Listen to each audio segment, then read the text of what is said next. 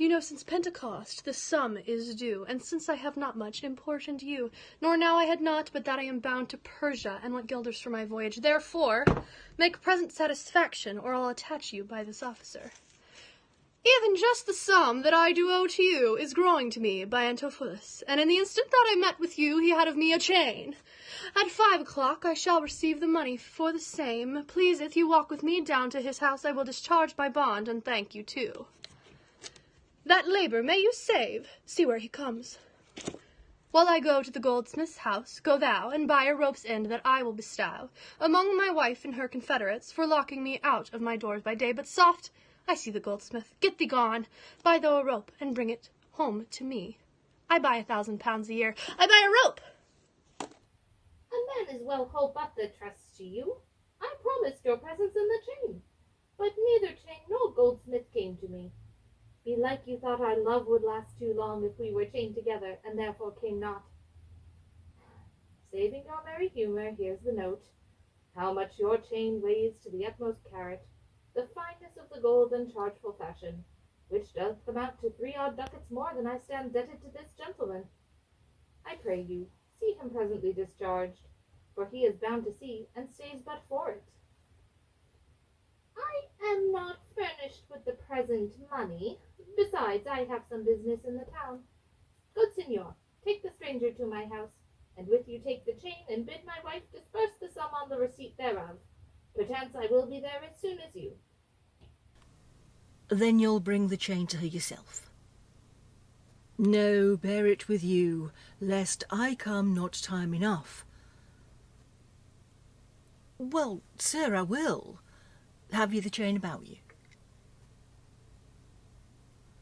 And if I have not, sir, I hope you have. Or else you may return without your money. Nay, come, I pray you, sir, give me the chain. Both wind and tide stays for this gentleman, and I, to blame, have held him here too long. Good Lord! You use this dalliance to excuse your breach of promise to the porpentine? I should have chid you for not bringing it, but like a shrew you first began to bawl. The hour steals on. I pray you, sir, dispatch. You hear how he importunes me. The chain! Well, give it to my wife and fetch your money. Come, you know I gave it to you even now. Either send the chain or send me by some token. Fie! Now you run this humour out of breath. Where's the chain? I pray you, let me see it. My business cannot brook this dalliance. Good sir, say whether you'll answer me or no. If not, I'll leave him to the officer. I answer you? What should I answer you? The money that you owe me for the chain. I owe you none till I receive the chain. You know I gave it to you half an hour since. You gave me none.